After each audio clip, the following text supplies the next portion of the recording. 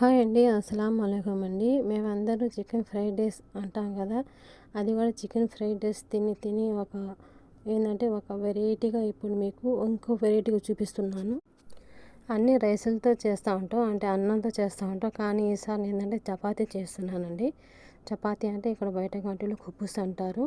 అంటే మన ఇండియాలో ఉంటే మీది కూడా ఏ రొట్టెలైనా చపాతీ లేకపోతే పుల్కో ఏదైనా ఉంటే చేసుకోవచ్చు అండి. కానీ సూపర్ ఉంటుంది. ఇదేంటి ఇరానీ రొట్టె అని వస్తుందండి. ఇక్కడ ఇరానీ కుబ్బుస్ అని వస్తుంది. ఇరానీ అనేది పెద్ద కుబ్బుసులు అవి.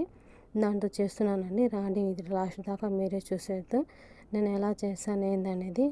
ఇదేంటంటే చికెన్ ఫ్రైడే చపాతీ. ఎలా ఉందా పేరా?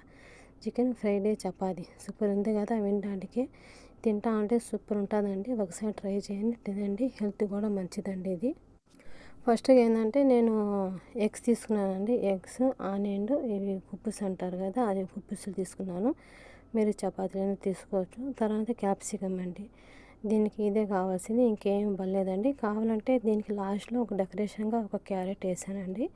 ఇది లాస్ట్ దాకా చూసేయండి నేను ఎలా వేసాను క్యారెట్. ఎందుకంటే ఇప్పుడు క్యారెట్ నేను దీనిలో ఫ్రై చేయలేదు. చూడండి మీరు.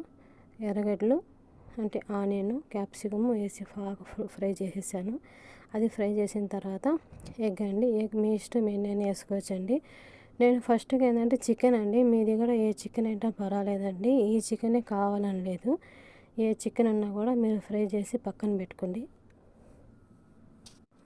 చికెన్ ఫ్రై చేసుకొని పక్కన పెట్టిన తర్వాత ఆ ఎగ్ కొంచెం మొత్తం ఫ్రై చేసుకొని, అప్పుడు మేము కుబ్బుస్ ఉండదు కదా, అంటే చపాతీ ఉంది కదా, చిన్న చిన్న కట్ చేసుకొని తర్వాత ఆ ఎగ్లోనే మొత్తం కలిపేయాలని మిక్స్ చేసేయాలి.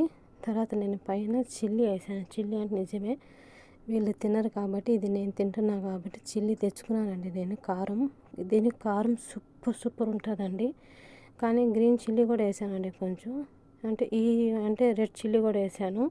Super combination. కారం కారం తింటా ఉంటే సూపర్ ఎమ్మిగా ఉందండి. పైన డెకరేషన్కి క్యారెట్ తురిమి వేసానండి. మీ ఇష్టం, వేసుకోవచ్చు లేకపోతే అవాయిడ్ చేయొచ్చు.